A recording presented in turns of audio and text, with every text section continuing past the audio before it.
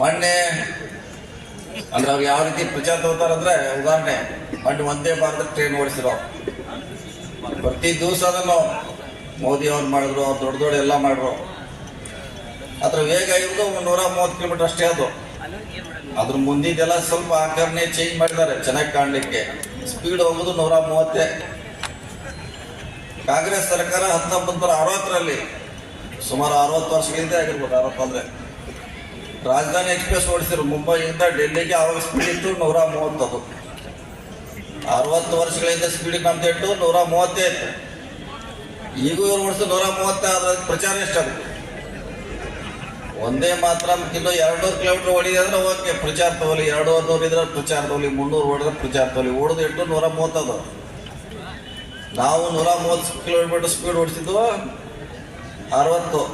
First ನಮ್ಮ ರಾಜಧಾನಿ ಓಡಿದ್ದು ಮುಂಬೈಯಿಂದ ಡೆಲ್ಲಿಗೆ.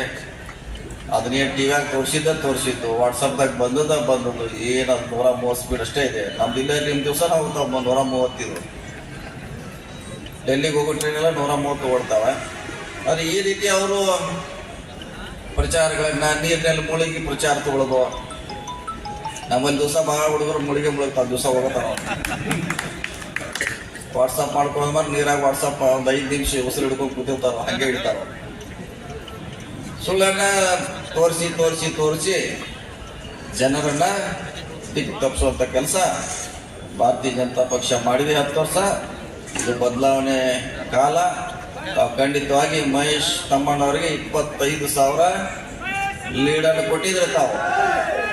ಅಷ್ಟೇ ಲೀಡನ್ನು ನಾವು ನಿಮ್ಮಿಂದ ನಿರೀಕ್ಷೆ ಮಾಡಿದ್ವಿ. ಕೊಡ್ತೀರಾ? ಇಲ್ಲ ಅಷ್ಟೇ. 25,000 ಮಹೇಶ್ ತಮ್ಮಣ್ಣವ್ರ ನೇತೃತ್ವದಲ್ಲಿ ನಾವು ನಿರೀಕ್ಷೆ ಮಾಡಿದ್ವಿ. ಆ ಲೀಡ್ ಕೊಟ್ಟರೆ ಅವ್ರಿಗೆ ಹೆಸರು ಹೋಗೋದು. ಹೆಸರು ಕೇಳೋದು ಯಾರು ಬರ್ತೈತೆ ಅಲ್ಲಿ? ಮಹೇಶ್ ತಮ್ಮಣ್ಣವ್ರ ಹೆಸರು ಬರ್ತೈತೆ.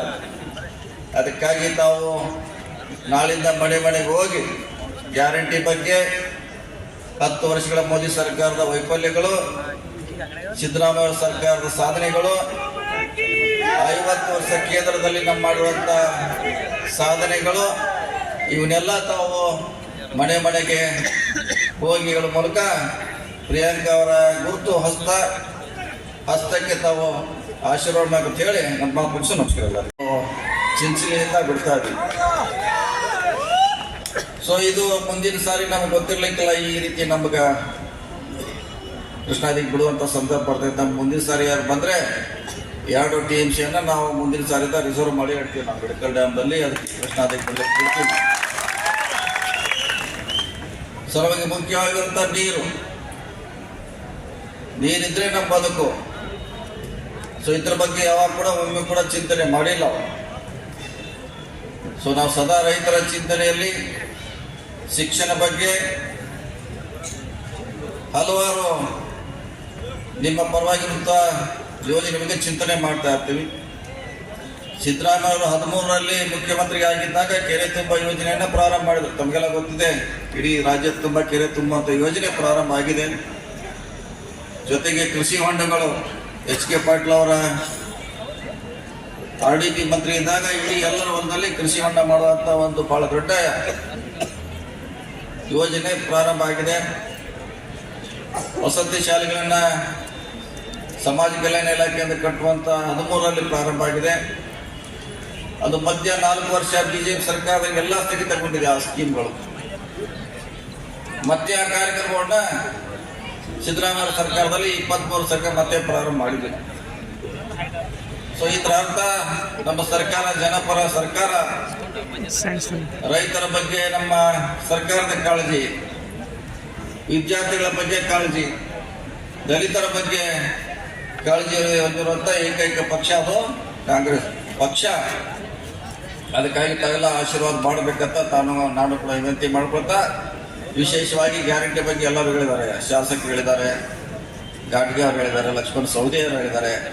ಅದರಿಂದ ಬಡವರಿಗೆ ಎಷ್ಟು ಲಾಭ ಆಗ್ತದೆ ಅಂತ ಕೂಡ ಭಾಳ ಮಾಡಬೇಕು ಅಂತ ಹೇಳಿದ್ರೆ, ನಿನ್ನೆ ಕೂಡ ಯಾರೋ ಒಂದು ಫ್ರಿಜ್ ತೊಗೊಂಡು ಕೂಡ ಇವತ್ತು ಪತ್ರಿಕೆ ಬಂದಿದ್ದು, ಫ್ರಿಜ್ ಜನ ತೊಗೊಂಡಾರ. ಬೇಸಿಗೆಯಲ್ಲಿ ಒಂದು ಬಡ ಕುಟುಂಬ 4 ತಿಂಗಳಲ್ಲಿ ಒಂದು ಫ್ರಿಜ್ ಕೂಡ ಖರೀದಿ ಮಾಡೋದು ಮಾಡಿದ್ರೆ, ಬಹುಶಃ ಅವ್ರಿಗೆ ಏನು ಅವಶ್ಯಕತೆ ಇದೆ ಅದು ಖರೀದಿ ಮಾಡಲಿಕ್ಕೆ ಒಳ್ಳೆಯ ಹಣವನ್ನು ಸದುಪಯೋಗ ಮಾಡ್ಕೊಂಡಾರೆ. ನಿಮ್ಮ ಮಕ್ಕಳ ಶಿಕ್ಷಣ ಇರ್ಬೋದು, ಅಥವಾ ನಿಮ್ಮ ಸಾಲ ಇರ್ಬೋದು, ಅಥವಾ ಯಾವುದೇ ಒಳ್ಳೆಯ ಕಾರ್ಯಕ್ಕೆ ಸದುಪಯೋಗ ಮಾಡಬೇಕಂದು ಸಿದ್ದರಾಮಯ್ಯ ಅವ್ರ ಕನಸಾಗಿದೆ. ನಿಮಗೋಸ್ಕರ ವರ್ಷಕ್ಕೆ 60,000 ಕೋಟಿ ಹಣವನ್ನು ವೆಚ್ಚ ಮಾಡಿದ್ದಾರೆ. 60,000 ಕೋಟಿ. ಈ ಮಹಿಳೆಯರು ಇದನ್ನ ತಾವೆಲ್ಲ ಸರಿಯಾದ ಸದುಪಯೋಗ ಮಾಡ್ಕೋಬೇಕಂತ ನಮ್ಮ ಸರ್ಕಾರದ ಕನಸಾಗಿದೆ. ಅದಕ್ಕಾಗಿ ಅದು ಮಾಡ್ಕೊಳ್ಳಿ ಅಂತ ನಾನು ಕೂಡ ವಿನಂತಿ ಪ್ರಾರ್ಥನೆ ಮಾಡ್ಕೊಳ್ತಾ, ಪ್ರಿಯಾಂಕ ಅವರು ತಮ್ಮ ಸೇವೆ ಮಾಡಲಿಕ್ಕೆ ಸದಾ ಸಿದ್ಧರಿರ್ತಾರೆ. ನಮ್ಮ ಜೊತೆ ಅವರು ಕೈ ಜೋಡಿಸ್ತಾರೆ. ನಾವು ಯಾವ ರೀತಿ ಕೆಲಸ ಮಾಡ್ತೀವಿ ಬೆಳಗಿಂದ ಸಾಯಂಕಾಲವರೆಗೆ ನಿಮ್ಮ ಕೆಲಸ, ಆ ರೀತಿ ಅವಳು ಕೂಡ ಖಂಡಿತವಾಗಿ ನಾವು ಆಶೀರ್ವಾದ ಮಾಡ್ರಿ ತಮ್ಮ ಸೇವೆ ಮಾಡ್ತಾರೆ. ಅದು ನೀರಾವರಿ ಇರ್ಬೋದು, ರಸ್ತೆ ಇರ್ಬೋದು, ಸರ್ಕಾರಿ ಶಾಲೆಗಳ ಸುಧಾರಣೆ ಇರ್ಬೋದು, ಇನ್ನಿತರ ಹಲವಾರು ನಿಮ್ಮ ಕಾರ್ಯಕ್ರಮ, ನಿಮ್ಮ ಸಮಸ್ಯೆಗಳಿಗೆ ಸದಾ ಸ್ಪಂದನೆ ಮಾಡ್ತಾರೆ ಅನ್ನೋ ಮಾತನ್ನು ಹೇಳುತ್ತಾ, ಈ ಚುನಾವಣೆ ಬದಲಾವಣೆ ಚುನಾವಣೆ 10 ವರ್ಷ ನಾವು ನೋಡಿದ್ದೀವಿ. ಮೋದಿ ಅವರ ಸರ್ಕಾರ 10 ವರ್ಷಗಳ ಸುಳ್ಳಿನ ದಾರಿಯನ್ನು ನಾವು ನೋಡಿದ್ವಿ. ಬಹುಶಃ ಅವರು ಒಂದು ಸುಳ್ಳು ಹೇಳಲಿಕ್ಕೆ ಅದೇನು ಯಾವುದೇ ಇತಿಮಿತಿ ಇಲ್ಲ. ಹಿಂದೆ ಬುಲೆಟ್ ಟ್ರೈನ್ ಹೇಳಿದ್ರು, ಅವರು ಬುಲೆಟ್ ಟ್ರೈನ್ ಕೂಡ ಹೇಳಿದ್ರು. 10 ವರ್ಷ ಆಯ್ತು ಬಹುಶಃ ಅದು ಹೇಳಿ. ಇನ್ನೂ ಸಂಸದರು ಅವ್ರು ನಿಯೋಗ ಹೋಗಿತ್ತು. ಬಹುಶಃ ಬಿಡ್ತಾ ಇರಲಿಲ್ಲ, ಬಿಟ್ಟರೆ ನಮ್ಮ ರೈತರಿಗೆ ಒಳ್ಳೇದಾಗ್ತದ್ರಲ್ಲಿ ಪ್ರಶ್ನೆ ಇಲ್ಲ. ಅವ್ರು ಬಿಡದೆ ಹೋದ್ರು ಕೂಡ ನಾವು ಒಂದು TMC ಬಿಡ್ಲಿಕ್ಕೆ ಈಗಾಗಲೇ ಕೃಷ್ಣಾ ನದಿಗೆ ನಾವು ಕೂಡ ಪ್ಲಾನ್ ಮಾಡಿದ್ವಿ. ಒಂದು TMC ಇಡಕಲ್ ಡ್ಯಾಮ್ನಿಂದ ಕೃಷ್ಣಾ ನದಿಗೆ ಬಿಡ್ತೀವಿ. ಅವ್ರು ಯಾವಾಗ ಬಿಡ್ತಾರೋ ಅವ್ರು ಪಾಲನ್ನು ಬಿಡಿಸ್ಕೊಂಡು ಬರ್ರಿ, ಏನು ನಮಗೇನು ತಕರಾರಿಲ್ಲ, ಬರಲ್ಲ, ಅದೇನು ಬಂದರೆ ಒಳ್ಳೇದೇ. ಆದರೆ ನಾವು ಎಕ್ಸ್ಟ್ರಾ ನಮ್ಮ ಇಡಕಲ್ ಡ್ಯಾಮ್ನಲ್ಲಿಂದ ಒಂದು TMC ಬಿಡಲಿಕ್ಕೆ ಮುಖ್ಯಮಂತ್ರಿಗೆ ವಿನಂತಿ ಮಾಡ್ಕೊಂಡಿದ್ದೀವಿ. ಆದಷ್ಟು ಬೇಗ ಅದನ್ನು ಬಿಡ್ತೀವಿ. ಬಹುಶಃ ನಾವು ಒಂದು TMC ಬಿಟ್ಟರೆ ಬಹುಶಃ ಅದು ಒಳಗೆ ಮೂಡ್ದು ಅರ್ಧ ಮೂಡ್ದು 8 ಮೀಟ್ರ್ ಕೂಡ ಒಳ್ಳೇದೇ. ಯಾಕಂದ್ರೆ ಪೂರ್ತಿ ನದಿ, ಯಾಕಂದ್ರೆ ಹಳ್ಳದ ಮುಖಾಂತರ ಬಿಡ್ತಾ ಇದೀವಿ ನಾವು. 3 ಹಳ್ಳ ಮುಖಾಂತರ, ಒಂದು ಅಲಕ್ನೂರು ಇದೆ, ಒಂದು ಪ್ರಯತ್ನ ನಮ್ಮ ಪಕ್ಷದ ಮುಖಂಡರು ಮಾಡಿದ್ದಾರೆ. ಪ್ರಿಯಾಂಕಾ ತಮ್ಮೆಲ್ಲರ ಸೇವೆ ಮಾಡಬೇಕು, ಒಂದು ಅವಕಾಶ ಕೊಡುತ್ತಾ ಅವರು ಕೂಡ ವಿನಂತಿ ಮಾಡ್ಕೊಂಡಿದ್ದಾರೆ. ನಮ್ಮ ಪಕ್ಷ ಅವರಿಗೆ ತಾವೇ ಸ್ಪರ್ಧೆ ಮಾಡಬೇಕು, ಪಕ್ಷ ನಮಗೆ ಆದೇಶ ಮಾಡಿದ ಹಿನ್ನೆಲೆ ಅವರ ಸ್ಪರ್ಧೆಗೆ ಮುಂದಾಗಿದ್ದಾರೆ. ನಮ್ಮೆಲ್ಲರ ಕರ್ತವ್ಯವಾಗಿದೆ ಅವ್ರನ್ನ ಆಯ್ಕೆ ಮಾಡಬೇಕು. ಮತ್ತೊಂದು ಒಳ್ಳೆಯ ಸರ್ಕಾರ ಈ ದೇಶದಲ್ಲಿ, ಈ ರಾಜ್ಯದಲ್ಲಿ ಇರಬೇಕು. ಆ ಚುನಾವಣೆ ಮಹತ್ವದ್ದಾಗಿದೆ. ಈಗಾಗಲೇ 10 ವರ್ಷಗಳ ಬಿಜೆಪಿ ವೈಫಲ್ಯಗಳನ್ನ ಲಕ್ಷ್ಮಣ ಸವದಿ ಅವರು ಬಹಳ ಎಳೆಯಾಗಿ ಬಿಡಿಸುವಂತ ಪ್ರಯತ್ನ ಮಾಡಿದ್ದಾರೆ. ಸುಲಿಬೇಲಿ ಚಕ್ರವರ್ತಿ ಕಳೆದ ಚುನಾವಣೆಯಲ್ಲಿ ಹೆಚ್ಚು ನಮ್ಮ MKMD ಕೂಡ ಬಂದ್ರು ನಮ್ಗೆ ಸೋಲಿಸ್ಲಿಕ್ಕೆ. ಸುಮಾರು 2-3 ಸಾರಿ ನಮ್ಮ ಬಂದಿರ್ಬೋದು. ನಾವೆಲ್ಲ ಅವರಿಗೆ ಸುಳ್ಳು ಯೂನಿವರ್ಸಿಟಿಯ ವೈಸ್ ಚಾನ್ಸಲರ್ ಅಂತ ಹೆಸರಿಟ್ಟಿದ್ವಿ ನಾವು. ಈಗ ಅವ್ರ ವಿಡಿಯೋಗಳನ್ನ ನೋಡಬೇಕು ನೀವು. ಬಂಗಾರ ರಸ್ತೆ ಮಾಡೋಕೆ ಒಂದ್ ಕಡೆ ಹೇಳಿದ್ರೆ, ಮೋದಿ ಅವರು ಲ್ಯಾಪ್ಟಾಪ್ನಲ್ಲಿ ರೋಗಿಗಳನ್ನ ಮಾನಿಟರ್ ಮಾಡ್ತಾರೆ ಅಂತ ಹೇಳಿದ್ದಾರೆ. ಅದು ಇದೆ, ರೋಗಿಗಳು ಯಾವ ರೀತಿ ಏನು ಮಾಡಿದ್ದಾರೆ, ಪಾಪ ಏನು ಔಷಧ ಬೇಕು.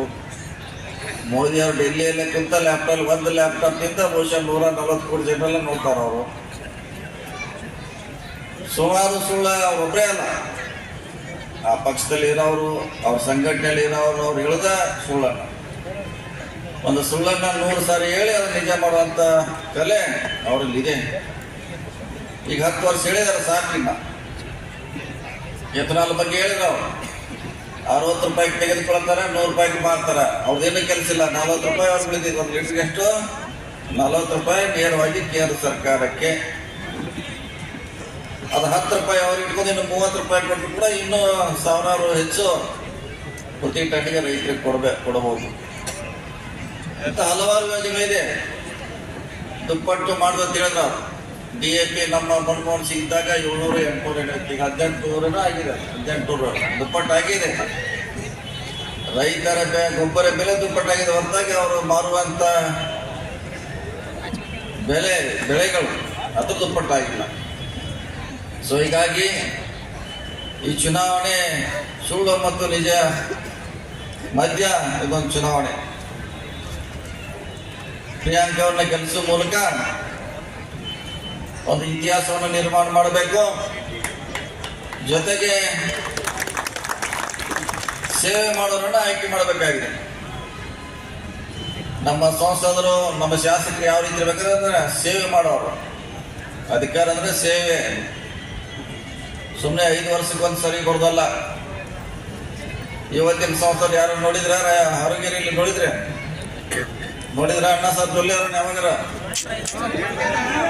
ಯಾವಾಗ ನಿಮ್ಮ ಸಮಸ್ಯೆಗಳನ್ನ ಪರಿಹಾರ,